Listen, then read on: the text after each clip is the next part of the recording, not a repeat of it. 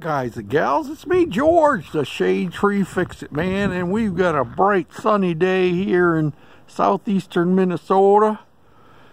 But we have cold weather. It was 0 when I got up this morning, and it's probably about 3 or 4 above now. And we had about 8 inches of snow overnight. And so guess what I've been doing, huh? And the little lady has been shoveling while I have been plowing. And I'm very grateful for my snowplow. It does a dandy job. So, yeah, we've been packing. Our house looks like a hoarder's house inside because we got boxes all over the place. But I haven't had much time to work out here in the shop on the goofy cart. But I do have a couple of ideas. I had a little bit of time to tinker, just a little bit. One of the things I've been doing is cleaning my nuts and bolts out of the jars. And obviously I'm not done yet, but I'm transferring them over to this case so that I have them sorted by sizes, and it's going to work well because it's nice to see them in the jar, but when I actually go looking to get a part, I have to dump the jar out on the table or something like that. This way they're already dumped out and I can take the drawer right out. So that's going to work just dandy, and it'll make it good for moving because I can unload all the drawers, put the cabinet in the truck or trailer or whatever, and then put all the drawers back in. And yeah, so I've got a lot of cleaning to do in here. Somebody said, wow, George, you're going to have a, I think it was Joe G, who said, you're going to have a terrible time getting rid of all of that stuff and cleaning the garage out, aren't you? And yeah, he's right, I am. But I have a bunch of stuff is already going to be going to northern Minnesota, and you'll see more about that later. But I've got to sort through all of my kitty litter bins over there, which has chrome goodies in it and bicycle parts and stuff like that, and bicycle seats and handlebars and all that kind of stuff. I'm going to be getting rid of 99 and 44 100% of that stuff. Yep. And I still haven't decided what I'm going to do with my Wisconsin engines. I'm inclined to take them with me because I still would like to get at least one of them running, make one out of the two. And they would be a neat project. And I will need another project when I get to Tennessee. But yeah. Oh yeah. Yeah. So, yeah. So I was going to show you. We talked about bell cranks. Or I mentioned bell cranks to somebody. Yeah, I mentioned it to a couple of people. And here's a bell crank of sorts. And what I am thinking...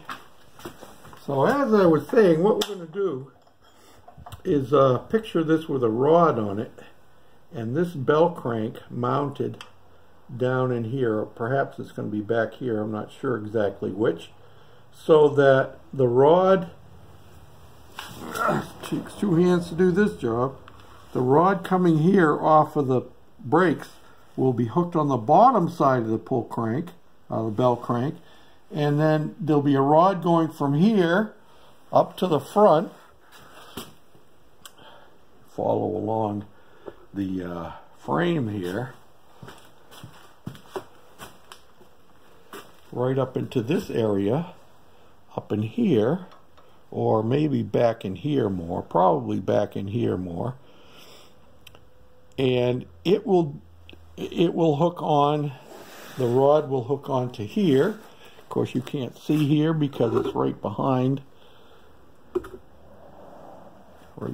this eyelet, but it'll be down in there, And so the rod going between the two bell cranks will be pulling, and then the one that hooks onto the bottom of the bell crank, and then this rod here, which comes right off of my brake pedal linkage, will hook onto the bottom of our bell crank, so that it will be pushing just like it always was, but when it pushes, it will rotate and make this pull. So the vast majority of our rod and linkage will be pulling, don't you know? And that'll just make it a whole lot better, give us more leverage. The rod won't be bending, it'll want to stretch, and it's a lot harder to stretch a rod than it is to bend it. You know what I mean? So that's the direction I'm headed with that. So I thought I'd give you that little bit of an update anyway. And I haven't done these things, but I've been thinking about them.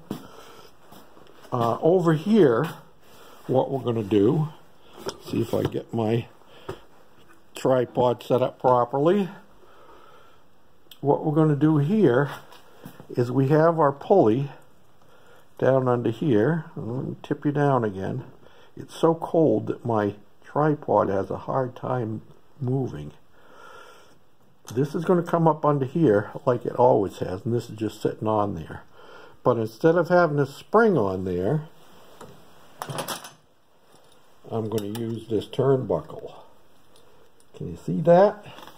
I'm going to use the turnbuckle up in there, and that way it'll be adjustable and it'll be solid.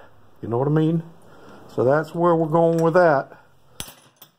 And we're going to stick with the drum brakes for now. We're going to try the modification that I just told you about, changing using the bell crank.